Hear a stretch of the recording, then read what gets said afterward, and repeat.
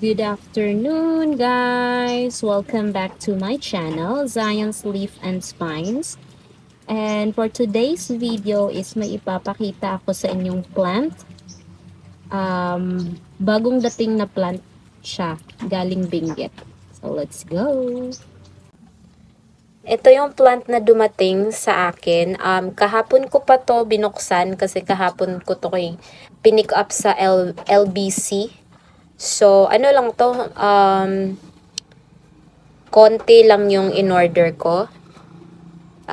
Since we're on a tight budget, so this is Resri, itong dalawang to.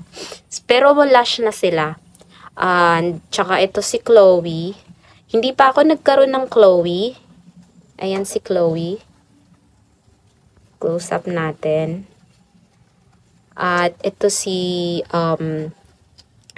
Exotic, and then si tawag nito si Lotus, and then ito yung free ni seller. Ayan, ito yung free ni seller, and then may Murasaki ako, ipakita ko sa inyo. Wala yung Murasaki ko dito kasi hindi na siya kasya. So ito yung Murasaki ko. Yan, malaki na din to. Yan na. Malaki na din to siya. And then, may kinuha kong leaves para i-propagate ko. Ito. Yan na. So, siguro, itatanim ko to mamaya or bukas. Tingnan natin. Nagkameron na ako ng mga to. Itong si Resray, si Lotus, tsaka Resray Lotus lang pala yung nagkaroon ako. Ito si Chloe, hindi ako nagkaroon. And then si Exotic, tsaka yung si Murasaki, hindi pa ako nagkaroon. Pero feeling ko naman, mababait naman ito sila sa lowland. Ewan ko lang kay Murasaki, pero itong si Lotus, ang ganda ni Lotus, no? Mabait yan, mabilis lang yan mag-ugat. So, itatanim natin yan. May nakahanda na akong pot para dito. So, itatanim natin yan sa bukas or mamaya. Pero, i-vlog ko na lang pagka mag-repat na tayo. Alright! Ito siguro yung gagamitin ko din na paso. Kasi wala na akong paso. Yung maliit lang kasi yung nandun sa mini corner ko. So, iba-brush ko to. Marami nang dumadaan sa kalsada. So, iba-brush ko to. Huhugasan ko kasi sobrang madumi. So, hugasan ko siya ng onte. And then, siguro bukas na tayo bukas na lang tayo mag-repat sa natin, sa mga succulents natin na bago. Good afternoon, guys! Ngayon lang ako nakabalik. And, di ba sabi ko, i-re-repat na natin yung kadadating natin na plants. And, actually, I already repot it. Ito siya. Ito yung freebie ni Ma'am Sharvie. Nirepat ko na, sinabay ko na sa Marpin. Kasi, feeling ko Marpin to. Kasi ito kasing freebie na to, wala siyang pangalan. And I'm not quite sure if it's Marpin pero parang Marpin talaga. Hindi naman siya, ano yun, yung Bloody Jam? Hindi naman siguro. And then I do have here the Murasaki.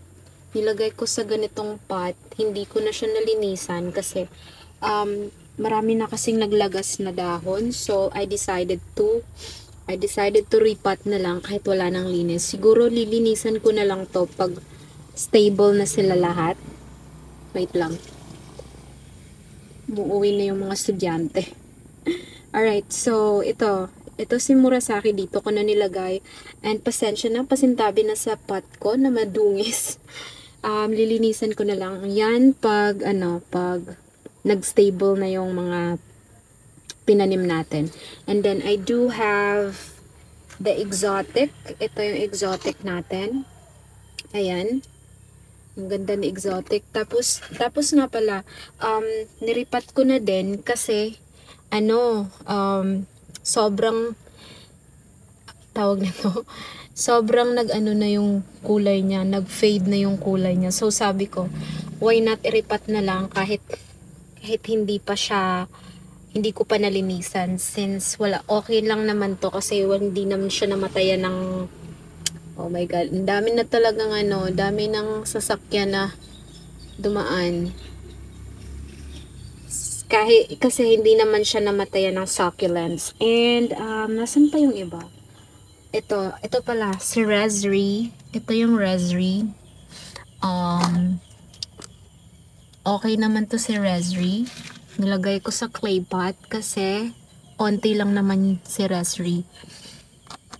Although lush naman siya, pero tawag nito, kasya naman siya dito. So, dyan ko na lang nilagay. And then, dito ko nilagay yung lutos. As you can see, sobrang putla na niya. So, that is why I repot it. And I have here the Chloe. Yan. So, tinanim ko na sila. And, i-update ko kayo after how many days na lumipas. Kung may na sila, kung may progress na sila sa pagkatapos nating tinanim ngayon. So, I think that's it, guys. And I do hope that you consider subscribing, like, and share na din.